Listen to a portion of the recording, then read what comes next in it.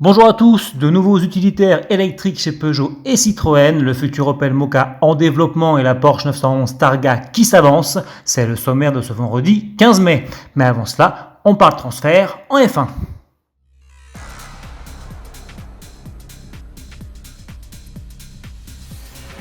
Ça bouge en Formule 1. L'annonce il y a quelques jours du départ de Sebastian Vettel de Ferrari à la fin de la saison 2020 a lancé un grand jeu de chaises musicales dans les paddocks puisque la Scuderia a déjà trouvé un successeur à l'allemand. C'est en effet Carlos Sainz Jr. qui accompagnera Charles Leclerc lors des 2 prochaines saisons.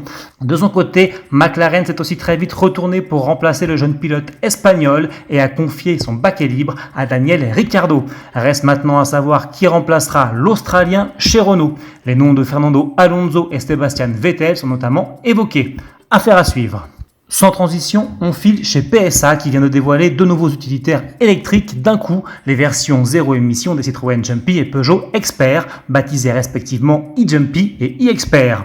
Évidemment, la technique est commune aux 2 véhicules et on retrouve sous les capots le même moteur de 136 chevaux, la vitesse étant à chaque fois limitée à 130 km/h. Pour le reste, 3 dimensions sont au programme pour une longueur comprise entre 4,60 m et 5,30 m. On retrouve aussi 2 packs de batteries 50 ou 75 kWh pour une autonomie annoncée jusqu'à 330 km.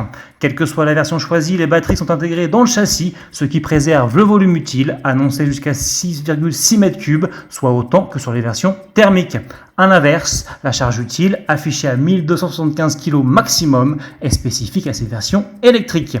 Les prix des Citroën e-Jumpy et Peugeot e-Expert n'ont pas encore été annoncés, mais leur arrivée en concession est prévue pour le second semestre 2020.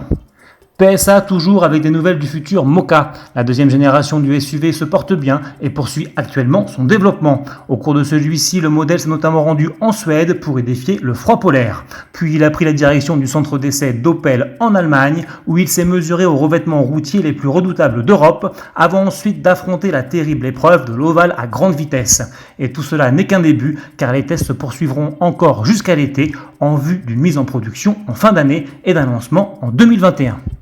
On termine avec un teaser en provenance de Porsche. Sur les réseaux sociaux, le constructeur allemand annonce 2 nouvelles variantes de la 911 type 992. À la vue des premières images, l'une d'elles semble être la 911 Targa avec son panneau en toile rouge, son arceau central et sa partie arrière vitrée.